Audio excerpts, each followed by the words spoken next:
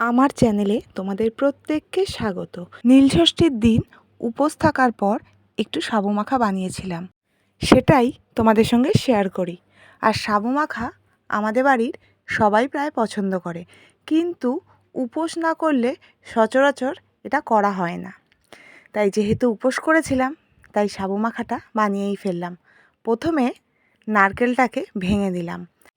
অম্বিশার বাবাই নারকেল ফাটিয়ে দেয়, কিন্তু এবারে আমিই ফাটালাম। অনেকক্ষণ টাইমও লাগলো। এবার দেখা যাক নারকেলটা ভালো কি না। দোকানদার তো বলেছিল নারকেলটা ভালো হবে। ফাটিয়ে দেখা যাক। নারকেলটা ফাটানো হয়ে গেছে, মনে তো হচ্ছে ভালোই হবে। দেখতেই পাচ্ছ নারকেলটা বেশ ভালো। এবার এই নারকেলটাকে কুড়ে নিই। নারকেলটা আমার কোড়ানো হয়ে গেছে। 1 সেকেন্ডে কিন্তু নারকেলটা কোড়ানো হয়নি, যথেষ্ট কসরত করতে হয়েছে, তারপর কোড়ানোটা হয়েছে। যাই হোক, এবার নিয়ে নিলাম কলা।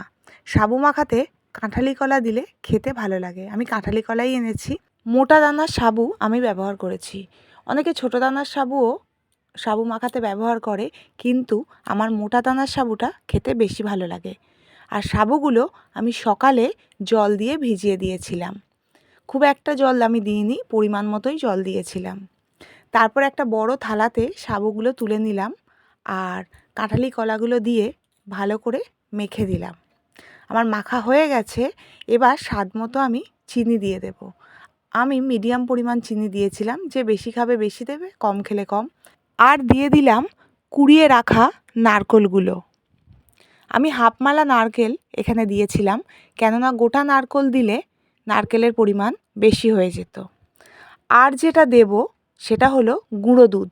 যারা লিকুইড দুধ ব্যবহার করো সাবু মাখাতে, তাদেরকে বলবো একবার এইভাবে গুঁড়ো দুধ বা পাউডার মিল্ক ব্যবহার করে দেখো। সাবু মাখার টেস্টটাই অন্যরকম হবে।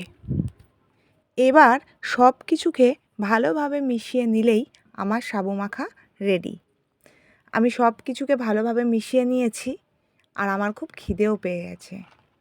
তোমরা বাড়িতে এইভাবে সাবু মাখা বানিয়ে দেখো, খেতে খুব ভালো লাগবে। তাহলে ভিডিওটা এখানেই শেষ করলাম।